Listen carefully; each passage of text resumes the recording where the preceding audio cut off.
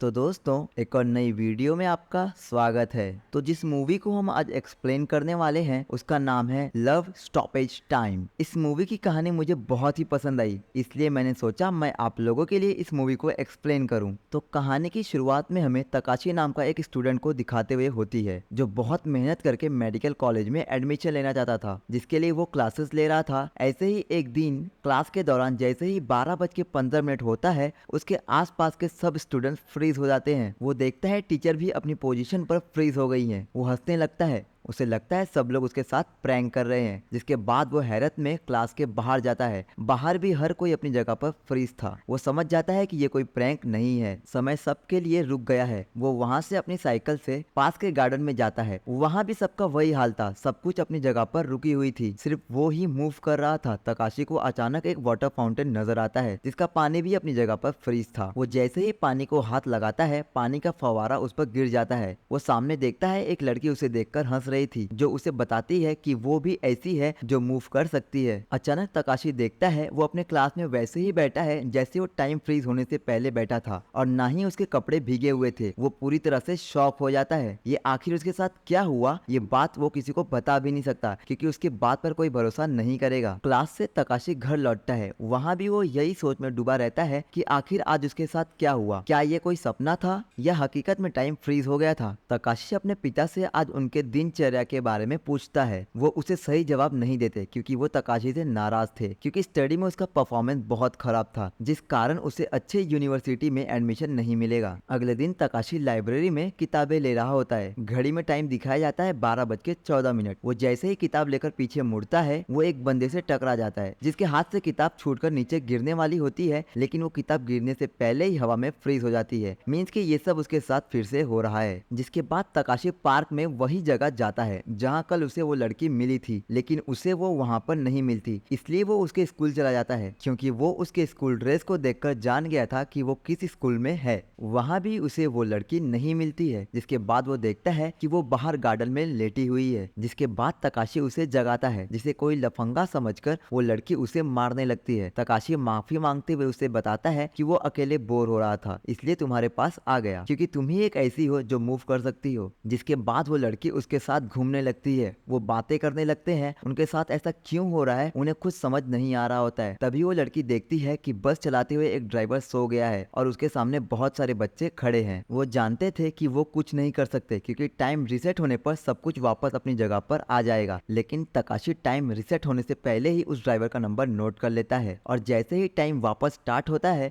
वो उस ड्राइवर को कॉल करता है ताकि वो उसे जगा सके, लेकिन वो उसका कॉल नहीं उठाता। इसलिए वो फौरन उस जगह पर जाता है जहां वो देखता है सब बच्चे सुरक्षित अपनी जगह पर खड़े हैं, क्योंकि उसके कॉल से वो जाग गया था। वहां पहुंचने पर वो लड़की भी वहीं खड़ी थी। वो उसके क्विक एक्शन के कारण बहुत इंप्रेस हो जाती है और कहती है हम कल फिर मिलेंगे। यहाँ वो उसे अपना नाम टोकिनो बताती है। अगले दिन वो लोग फिर पार्क में मिलते हैं जहाँ टोकिनो स्केच बना रही थी, जो तकाशी को लगता है ये बेकार में समय बर्बाद कर रही है, क्योंकि टाइम रिसेट होने के बाद सब कुछ मिट जाएगा। जिस पर टोकिनो बोलती है भले ही ये स्केच कागज से मिट जाएगा, लेकिन मेरे दिमाग में तो रहेगा, इसलिए मुझे इसमें कोई परेशानी नहीं है। जिसके बाद वो दोनों एक साथ साइकिल पर बैठकर पूरा शहर घूमते हैं, जहाँ उन्हें एक हरा भरा मैदान मिलता है जहाँ वो लोग बहुत अच्छा समय बिताते हैं, और इस जगह को वो लोग नाम देते हैं लॉस्ट टाइम। तकाशी उसके साथ और समय बिताना चाहता था, लेकिन वो शर्म से उसे बोल नहीं पाता। लेकिन टोकिनो उसकी फीलिंग समझ जाती है और कहती है कल हम फिर मिलेंगे और डेट पर जाएंगे। अगले दिन तकाशी और टोकिनो डेट पर जाने के लिए पार्क में मिलते हैं। टोकिनो वहां पर एक झूले को देखकर कहती है मुझे इस झूले में खेलना बहुत पसंद है,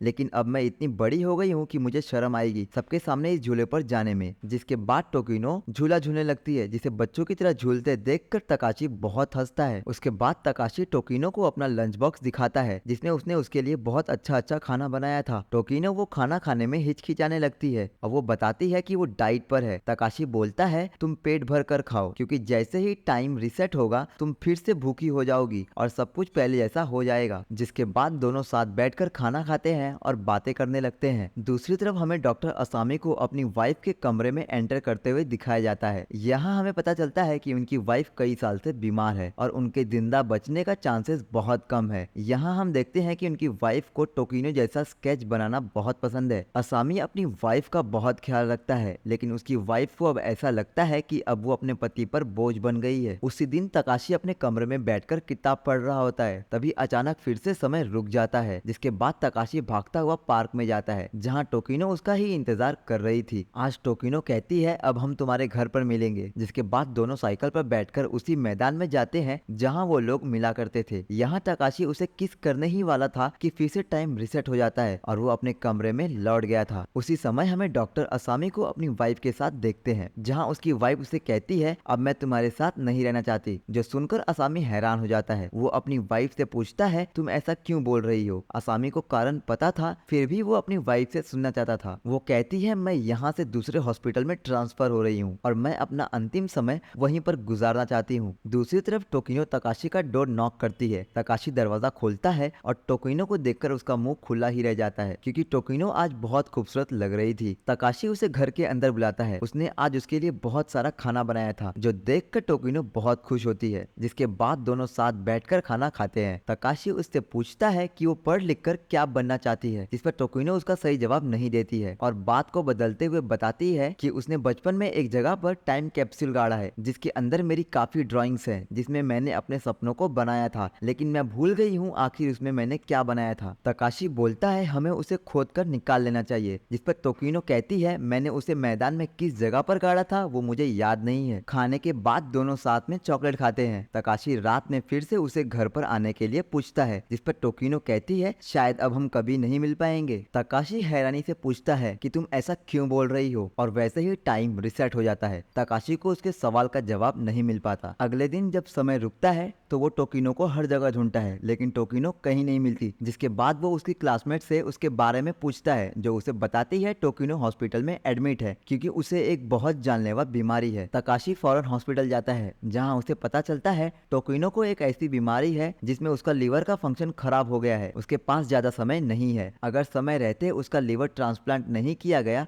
तो वो मर जाएगी। उसके सारे रिश्तेदारों का चेकअप किया गया, लेकिन किसी का भी लीवर उससे मैच नहीं हुआ। ट्रांसप्लांट करने का नियम है कि डोनर घर का ही सदस्य होना चाहिए। इसके लिए अब मेरी बचने की उम्मीद नहीं है। डॉक्टर्स ने कहा है शायद मैं 6 महीने से ज्यादा जिंदा नहीं रह पाऊंगी। तकाशी कहता है मैं अपना टेस्ट कराऊंगा, शायद मेरा लीवर मैच कर जाए। जिस पर टोकिनो उसे वहां से जाने कहती है और कहती है अब हम कभी नहीं मिलेंगे, तुम यहाँ से चले जाओ। घर जाकर तकाशी टोकिनो की बीमारी के बारे में रिसर्च करने लगता है। यहाँ उसे पता चलता है जो भी इंसान इस बीमारी से पीड़ित होता है उसे चॉकलेट, मछली, मसाले वाली चीजें खाना मना होता है, जो तकाशी उसके लिए बनाया करता था, क्योंकि वो हकीकत में ये सब नहीं खा सकती थी। तकाशी हॉस्पिटल में डॉक्टर असामी से मिलता है। वो उनसे विनती करता है कि वो टोकिनो को कैसे भी बचा ले। वो उनके पाँव पड़ता है, जिस पर असामी पूछता है क्या समय तुम्हारे लिए भी रुक जाता है। जो सब सुनकर तकाशी शॉक हो जाता है। जिसके बाद दोनों चैट पर मिलते हैं, जहाँ असामी बताता है उसकी वाइफ के साथ भी ऐसा ही होता है, उसके लिए भी समय रुक जाता था। मेरी वाइफ को भी वही बीमारी है जो टोकिनो को है, उसे भी लीवर ट्रांसप्लांट की जरूरत है और गॉड ने हमें सिग्नल दिया कि हमारा लीवर मैच है और हम एक दूसरे के लिए बने हैं। तुम्हारा भी लीवर टोकिनो से मैच होगा, इसलिए उन्हें तुम्हें भी सिग्नल दिया। लेकिन ट्रांसप्लांट के लिए बहुत सारे रूल्स हैं जो फॉलो करना पड़ता है। उसके लिए तुम्हें टोकिनो का रिश्तेदार होना चाहिए और तुम्हें उसका रिश्तेदार बनने के लिए उससे शादी करनी होगी, जिसके बाद तुम लीगली उसके फैमिली मेंबर हो जाओगे, जो तुम कर सकते हो। लेकिन यहाँ सबसे बड़ी प्रॉब्लम ये है कि तुम 20 साल से पहले खुद अपना लीवर डोनेट नहीं कर सकते। उसके लिए तुम्हें लीगली ऑर्गन डोनेट करने के लिए पूरे 1 साल रुकना होगा, लेकिन टोकिनो के पास इतना समय नहीं है। जिसके बाद तकाशी टोकिनो से मिलता है, जहाँ वो उसकी ड्राइंग देखता है जिसमें उसकी यादें थी। जहाँ वो देखता है उसने पेंटिंग में फाउंटेन बनाया था, जहाँ वो लोग पहली बार मिले थे। नेक्स्ट पेज पर उसने लंच बॉक्स को ड्रॉ किया था, जो उसने उसके लिए पहली बार बनाया था। लास्ट पेज पर तकाशी उसके खुद का स्केच देखता है, जो देखकर उसकी आंखें भर जाती है। जिसके बाद तकाशी घर आता है। यहाँ वो अपने फादर फादर से पूछता है माँ इतने समय तक कैसे जिंदा बच पाई थी, जबकि डॉक्टर ने उनको पहले ही बता दिया था कि वो ज्यादा दिन तक नहीं बच पाएंगी। जिस पर उसके फादर बताते हैं कि तुम्हारी माँ की आखिरी इच्छा ने उन्हें इतने दिनों तक जिंदा रखा था। वो चाहती थी हमारे शहर का ब्रिज बन जाए और उस ब्रिज बनने की चाहत ने उन्हें इतने दिन तक जिंदा रखा था। लेकिन दुख की बात यह है कि जिस दिन वो ब्रिज तैयार हुआ उसी दिन उनकी मौत हो गई और वो उस ब्रिज को नहीं देख पाई। उस दिन मैं वहीं पर था क्योंकि वही एक ऐसी चीज थी जो मैं उनके लिए कर सकता था। आगे जब समय रुक जाता है तब तकाशी उस घर में जाता है जहाँ टोकिनो ने टाइम कैप्सूल गाड़ा था।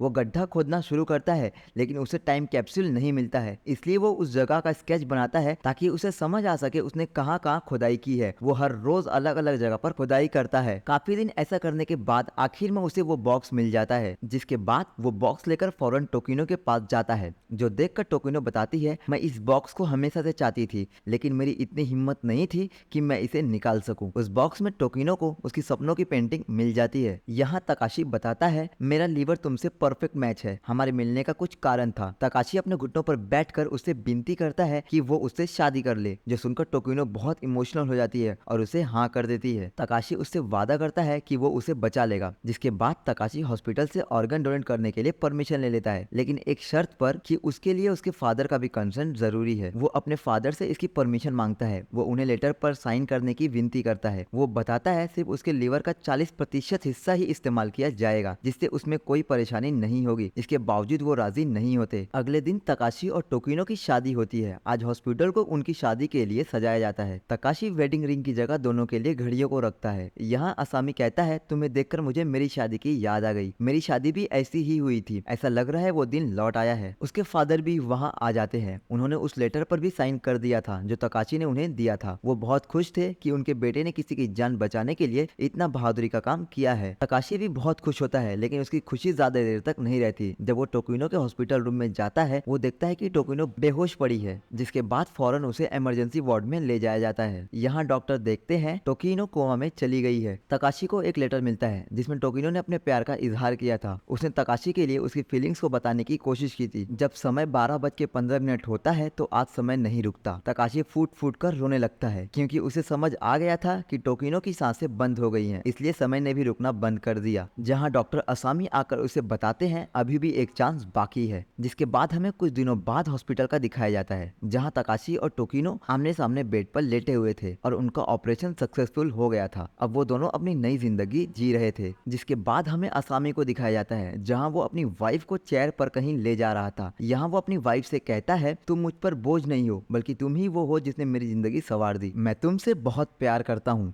हम लोग कोई ना कोई रास्ता निकाल लेंगे जिससे हम हमेशा साथ रह सकेंगे। लास्ट में हमें दिखाया जाता है कि तकाशी और टोकिनो पार्क में बैठकर कुछ कर रहे होते हैं, जहां उन्होंने पहली बार साथ में बैठकर लंच किया था और यही सीन के साथ कहानी यहीं पर समाप्त हो जाती है। तो दोस्तों मुझे ये मूवी तो काफी पसंद आई। आशा करता हूँ आपको हमारा एक्सप्लेनेशन अच्छा लगा होगा। हमारे इस वीडियो को लाइक जरूर करें और चैनल को सब्सक्राइब करना ना भूलें।